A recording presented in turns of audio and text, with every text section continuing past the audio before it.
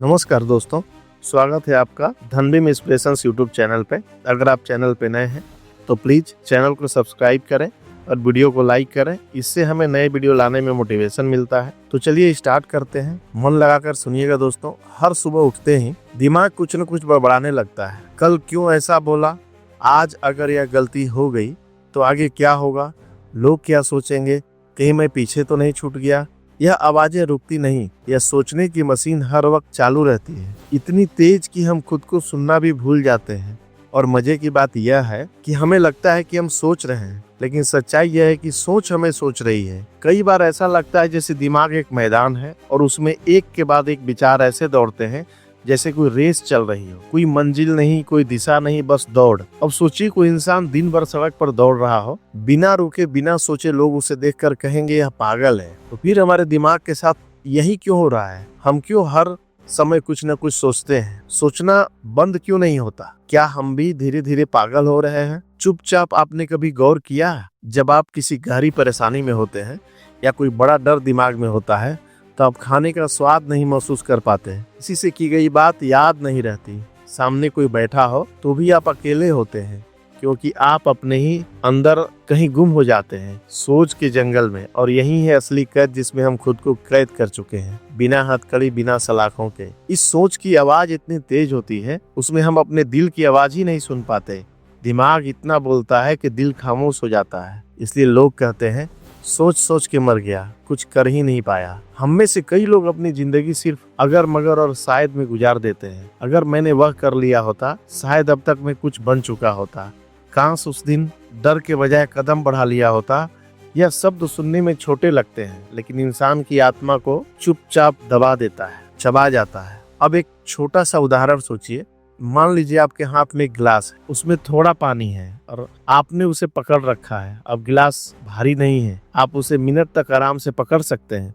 लेकिन अगर आपको वही गिलास 1 घंटे, फिर 1 दिन, फिर 1 हफ्ते तक पकड़ना पड़े तो क्या होगा? वो छोटा सा गिलास अब बोझ बन जाएगा। बस यही होता है जब हम कोई चिंता, कोई विचार, कोई डर बहुत देर तक पकड़ कर रखते हैं। वो हल्की सी बात धीरे धीरे एक भारी बोझ बन जाती है।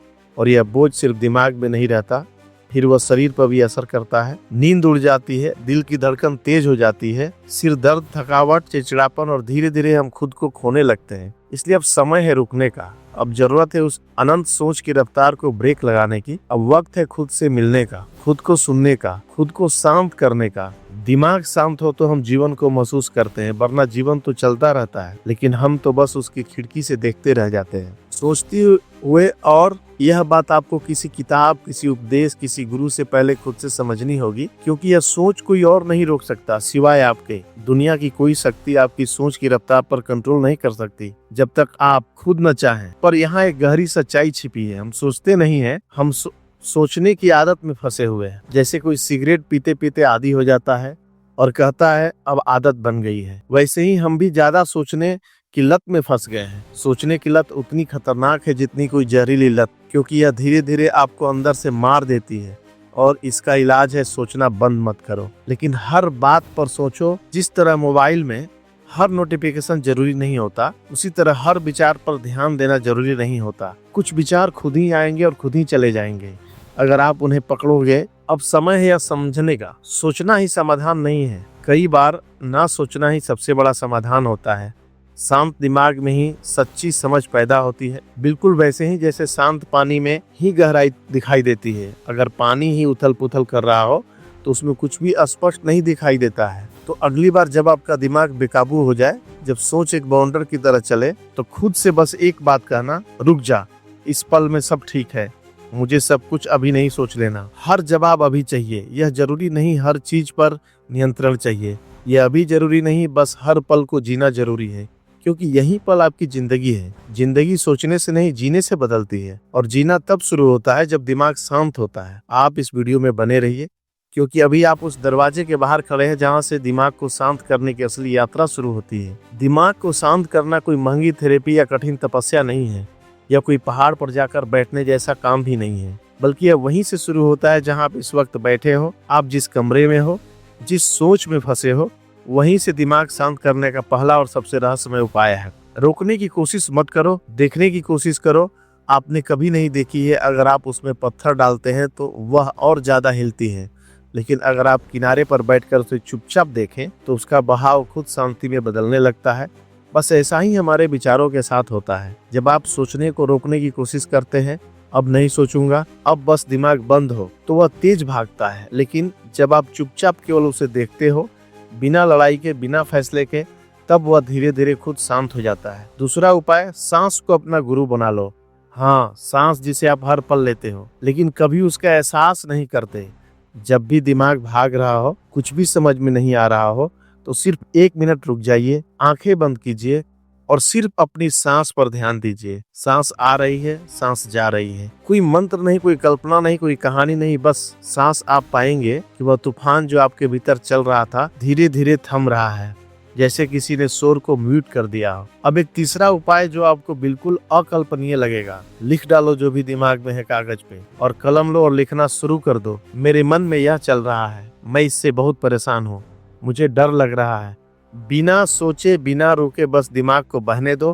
कागज पर यह प्रतिक्रिया इतनी ताकतवर है कि कई लोग कहते हैं, मैंने पेन और पेपर से ज्यादा कोई थेरेपी नहीं देखी। अब सुनिए एक ऐसा उपाय जिसे हम भूल चुके हैं। मौन। एक दिन मौन रखिए, ना कोई बात, ना कोई बहस, ना कोई फोन, सिर्फ मौन।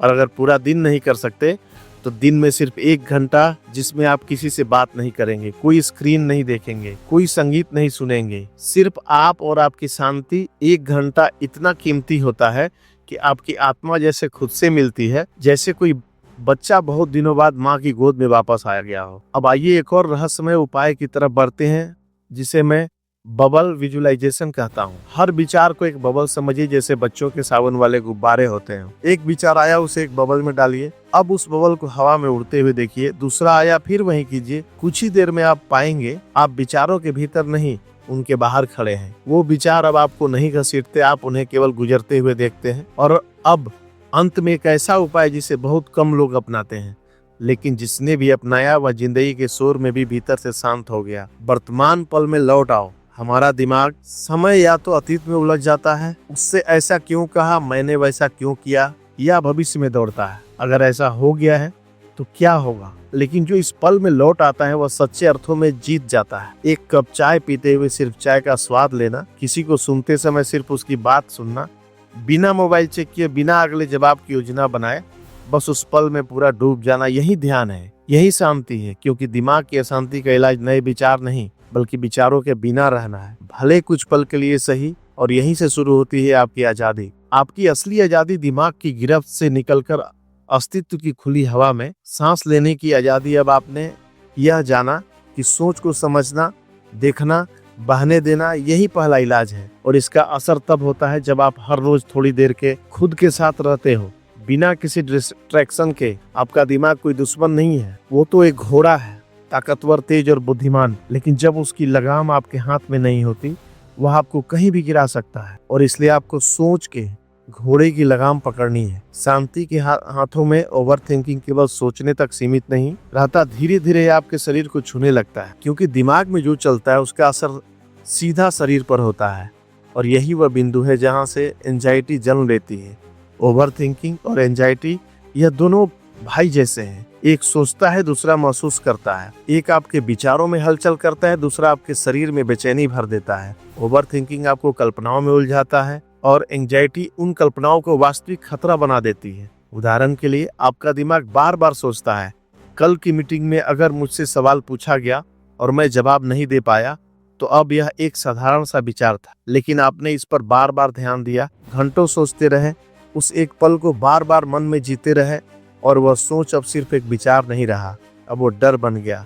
आपका दिल तेज धड़कने लगा, हाथ पांव ठंडे हो गए, भूख गायब हो गई, रात की नींद उड़ गई। आप बार बार वही सीन दिमाग में दोहराते हैं। और यह सब इसलिए नहीं हुआ कि कोई खतरा असल में था, बल्कि इसलिए कि आपने उस सोच को सच मान लिया। ओवर थिंकिंग जैसी छोटी सी बात ने एंजाइटी जैसा तूफान खड़ा कर दिया। अब गौर कीजिए, एंजाइटी के लक्षण क्या होते हैं? सीना भारी लगना, हल्की सी बात पर पसीना आना, अचानक डर लगना, बार बार नेगेटिव सिचुएशन की कल्पना, लोगों के बीच में जाने में हिचक, हमेशा थकान का अनुभव, कुछ गलत होने वाला है जैसा भाव। और इसमें से सबसे ज्यादा लक्षण तब शुरू होते हैं जब दिमाग की किसी एक सोच को पकड़कर बैठ जाता है। आपने देखा होगा जब आप बहुत ज्यादा सोच रहे होते हैं तो एक समय बाद आपका शरीर भी साथ देना बंद कर देता है, क्योंकि दिमाग के लिए सोच एक रियल अनुभव होता है। वह उस सोच को ऐसे जीता है जैसे वह सच में हो रहा हो, और शरीर उस सोच पर वैसे ही प्रतिक्रिया देता है जैसे किसी असली खतरे पर देता है। यही कारण है कि सिर्फ सोच कर भी इंसान के हाथ कांपने लगते हैं, सिर्फ सोच कर भी नींद उड़ जाती है, और सिर्फ सोच कर भी इंसान बीमार हो सकता है। इसका मतलब साफ है, ओवर थिंकिंग वो बीज है जो एंजाइटी नाम का जहरीला पेड़ बन जाता है। और अगर आप इस बीज को समय रहते नहीं रोकोगे तो यह धीरे धीरे आपके हर रिश्ते, हर फैसले, हर पल को निगल जाएगा। लेकिन अब सवाल यह उठता है कि क्या आपका कोई इलाज है?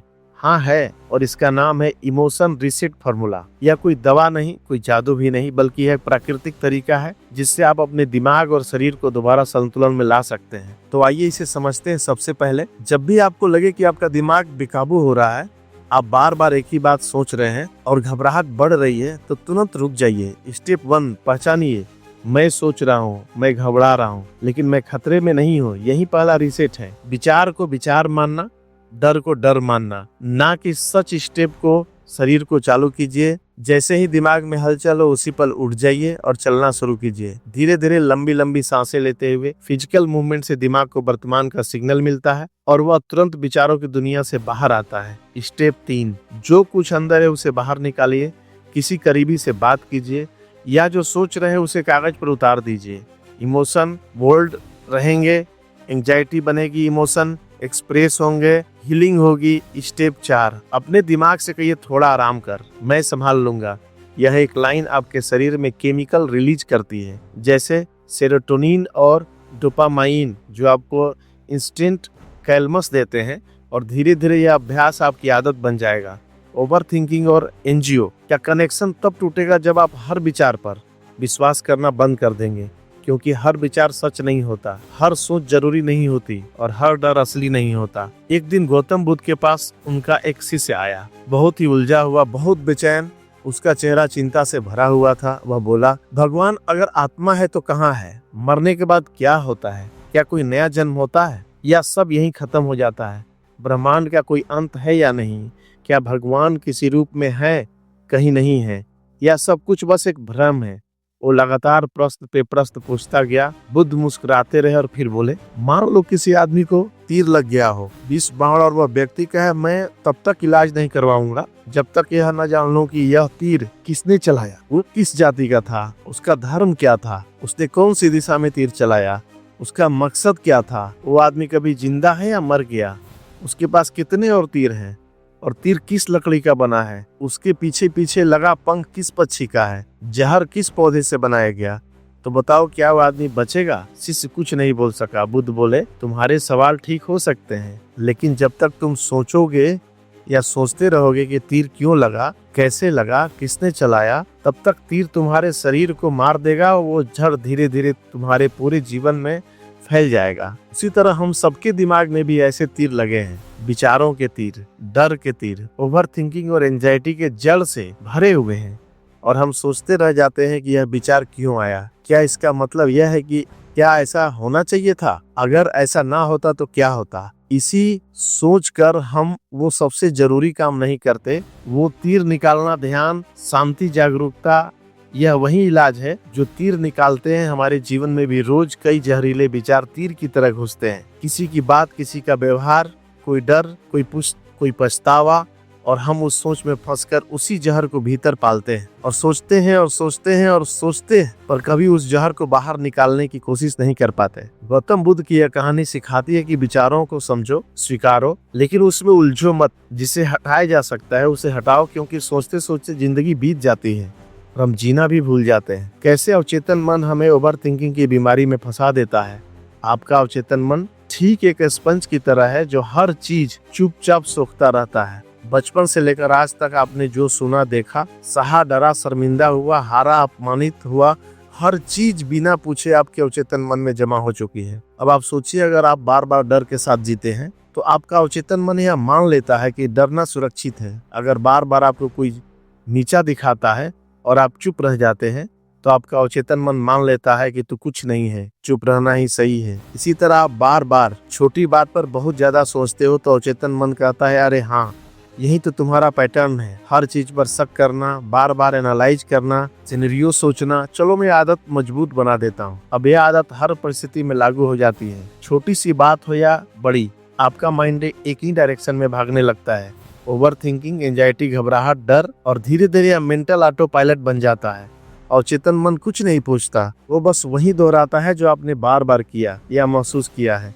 ओवर थिंकिंग एक विचार नहीं, यह अवचेतन मन में बैठा हुआ हर समय सतर्क रहने का फालतू अलार्म सिस्टम है, जो लगातार बजता रहता है, चाहे खतरा हो या ना हो। तो क्या हम इस अवचेतन मन को बदल सकते हैं? हाँ, बदल सकते हैं। अवचेतन मन ही हमारी जेल है और उसी के पास हमारी चाबी भी है। अवचेतन मन को दो ही चीजों से बदला जा सकता है। 1, रेपिटेशन, दोहराव। 2, इमोशन, भावना के साथ। नया अनुभव जैसे किसी कंप्यूटर का प्रोग्राम बदला जाता है, वैसे ही अवचेतन मन का पुराना ओवर थिंकिंग प्रोग्राम भी रीग्राम किया जा सकता है। अब जानिए कैसे अवचेतन मन हमें इस मुसीबत से निकाल सकता है। एक पॉजिटिव सेल्फ टॉक, हर दिन हर बार खुद से नया कहना। हर बार जब दिमाग ज्यादा सोचने लगे तो खुद से शांत शब्दों में कहिए, सब ठीक है, यह सिर्फ एक विचार है, मैं इसे सोच रहा हूँ लेकिन यह सच नहीं है, मैं अभी इस पल में सुरक्षित हूँ। जैसे जैसे आप यह बार बार कहेंगे, वैसे वैसे अवचेतन मन नया विश्वास बनाएगा, और जब भरोसा बदलेगा तब प्रतिक्रिया भी बदलेगी। 2, विजुअलाइजेशन, हर दिन एक शांत तस्वीर देखना मन के अंदर। रोज मिनट आंखें बंद करके एक दृश्य सोचिए। हाँ, आप शांत हैं, हल्का महसूस कर रहे हैं, पूरी तरह नियंत्रित हैं। हो सकता है वह दृश्य कोई हरा मैदान हो या आप चाय की चुस्की लेते हुए मुस्कुरा रहे हो। इस विजुअल के साथ आने वाली पॉजिटिव इमोशन अवचेतन मन की पुरानी डर वाली प्रोग्रामिंग को धीरे धीरे रिप्लेस करती है। हर दिन निर्देश देना, रोज सुबह उठते ही और सोने से पहले 5 बार यह वाक्य दोहराएं, मैं शांत हूँ, मुझे हर चीज पर सोचने की जरूरत नहीं है, हर पल की चिंता मुझे कुछ नहीं देती, मेरा मन अब मेरा दोस्त है। यह वाक्य नहीं है, यह नई प्रोग्रामिंग है। कमांड्स हैं, जैसे गाड़ी की स्टीयरिंग मोड़ते हैं वैसे ही आपका अवचेतन मन धीरे धीरे नई दिशा में मुड़ने लगेगा। टाइम का उपयोग, नींद से पहले मिनट, रात में सोने से पहले आपका मस्तिष्क एक हाइपर अभ्यास की स्थिति में होता है। इस समय आप जो भी सोचते हैं वो सीधा अवचेतन मन में बैठ जाता है। इसलिए मोबाइल या चिंता नहीं, बल्कि उस समय यह सोचिए, मैं अब शांत हूँ, सब कुछ ठीक है, मुझे किसी बात से डर नहीं लगता, कल बहुत अच्छा जाएगा। यही वह प्रोग्रामिंग है जो धीरे धीरे एंजाइटी और ओवर थिंकिंग को मिटा देगी। जब अवचेतन मन समझ जाता है कि अब कोई खतरा नहीं है, अब हर बात पर सोचने की जरूरत नहीं है, अब हम जीवित रहने के बजाय जीने के लिए तैयार हैं, तो वह खुद ब खुद ओवर थिंकिंग का टेप चलाना बंद कर देता है। वह चिंता का अलार्म बंद कर देता है। वह एक नई आजादी देना शुरू करता है। अवचेतन मन वह खेत है जहां आपने ओवर थिंकिंग और एंजाइटी के बीज बोए थे, लेकिन अब आप सचेत होकर उसमें शांति, भरोसे और संतुलन के नए बीज बो सकते हैं। और जब आप यह नए बीज हर सोच रहेंगे तो धीरे धीरे आपका दिमाग वही करेगा जो आप चाहेंगे, ना कि वही जो पुरानी आदतें चाहती थी। मनोविज्ञान क्या कहता है, ओवर थिंकिंग क्या है? मनोविज्ञान के अनुसार ओवर थिंकिंग का मतलब है एक ही विचार, परिस्थिति या घटना के बारे में बार बार बेवजह अत्यधिक सोचते रहना, बिना किसी समाधान पर पहुंचने से पहले केवल सोच में उलझे रहना। ओवर थिंकिंग के 2 मुख्य रूप होते हैं। एक, रूमिनेशन यानी पछतावा, पुनरावृत्ति, मैंने ऐसा क्यों किया। जिरनिया, काश मैं ऐसा ना किया होता, यह अतीत से जुड़ा हुआ सोच होता है। दूवरी, चिंता, अगर ऐसा हो गया तो क्या होगा, कल के इंटरव्यू में क्या बोलूंगा, यह भविष्य की सोच होती है। ओवर थिंकिंग में दिमाग एक प्रॉब्लम सॉल्विंग मोड में नहीं रहता, बल्कि लूप मोड में फंस जाता है। मनोविज्ञान यह भी कहता है कि ओवर थिंकिंग कोई सोचने की ताकत नहीं है, बल्कि सोच की लाचारी है। ओवर थिंकिंग के पीछे मनोवैज्ञानिक कारण क्या है? एक, कंट्रोल की चाह। लोग सोचते हैं कि अगर वह ज्यादा सोचेंगे तो सब कुछ कंट्रोल में रहेगा, जबकि हकीकत में ज्यादा सोचने से चीजें और भी बिगड़ती हैं। 2, लो सेल्फ स्टीम, कम आत्ममूल्यांकन। जिन लोगों को खुद पर भरोसा नहीं होता वह हर फैसले पर संदेह करते हैं, मैं सही हूं या गलत, और फिर वहीं से ओवर थिंकिंग शुरू होती है। 3, ट्रामा या नेगेटिव पास्ट एक्सपीरियंसेस। पुराना जख्म, धोखा, हार, शर्मिंदगी बार बार दिमाग में चलती रहती है। 4, परफेक्शन। जो लोग हर चीज परफेक्ट करना चाहते हैं, वह कोई भी फैसला लेने से पहले सोचते हैं कि फिर सोचते हैं कि फिर सोचते हैं। मनोविज्ञान कहता है ओवर थिंकिंग से कैसे बाहर निकलें। एक, विचारों को पकड़ो, फिर उन्हें चुनौती दो। सीबीटी और बिहेवियरल थेरेपी। सीबीटी दुनिया के सबसे असरदार मनोवैज्ञानिक तकनीक है, जो कहती है हर विचार पर विश्वास मत करो, हर सोच सही नहीं होती, उसे पकड़ो, पूछो क्या यह सच है, क्या इसका कोई और नजरिया भी हो सकता है। जैसे अगर मैं फेल हो गया तो सब खत्म हो जाएगा। इस सोच को पकड़ लिए। पूछिए, क्या कभी ऐसा हुआ है? क्या मैंने पहले कोई चीज संभाली नहीं? क्या किसी और की नजरों में भी इसे देखा जा सकता है? जब आप सोच को तर्क से देखना शुरू करते हैं तो सोच कमजोर पड़ने लगती है। और दो माइंडफुलनेस वर्तमान में लौट आओ। मनोविज्ञान कहता है कि ओवर थिंकिंग का इलाज प्रेजेंट मोमेंट है। अपनी सांसों पर ध्यान देना, जो काम कर रहे हैं उसमें पूरी तरह शामिल हो जाना, जो सुन रहे हैं उसे पूरी तरह सुनना, बिना अगला जवाब सोचे। माइंडफुलनेस से मस्तिष्क में अमगडला अशांत हो जाता है और डर और चिंता पैदा करता है। 3 बिहेवियरल डिस्टरप्शन। सोचने के बजाय कुछ करना शुरू करो। जब भी दिमाग बहुत तेज चलने लगे तो निकल जाओ, कुछ लिखो, गाने सुनो, किसी को कॉल करो, कपड़े फोल्ड करो। मनोविज्ञान कहता है कि दिमाग को अगर काम नहीं मिला तो वह खुद ही खाने लगता है। इसलिए खुद को आइडियल मत रखो। फॉर लिमिट सेटिंग, एक सीमित समय तक करो। सोचने के लिए हर दिन से कुछ मिनट का समय निकालो। समय फिक्स करो। बाकी समय अगर सोच आने लगे तो खुद से कहो, नहीं, मैं इस पर आज शाम 5 बजे सोचूंगा, या शाम को 4 बजे सोचूंगा, या रात को सोचूंगा।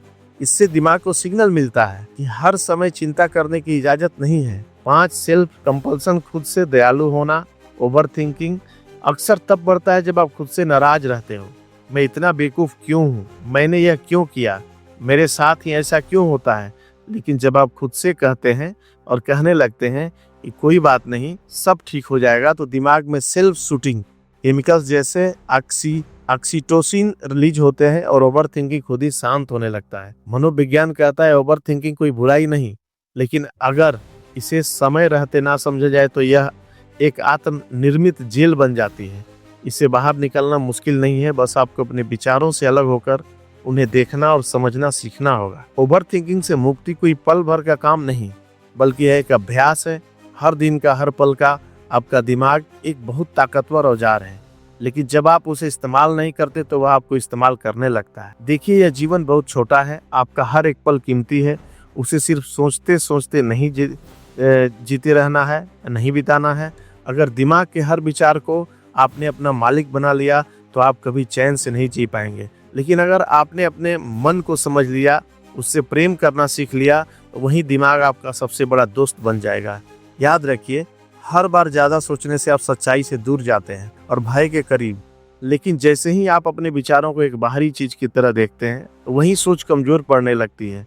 जो बात आपको रातों की नींद छीन लेती है, जरूरी नहीं वह उतनी सच्ची हो, जरूरी है कि आप उसे कैसे देखते हैं। आज से एक वादा कीजिए, आप हर बात को दिल में रखने से पहले एक बार पूछेंगे, क्या यह सोच मुझे आगे बढ़ा रही है या पीछे खींच रही है?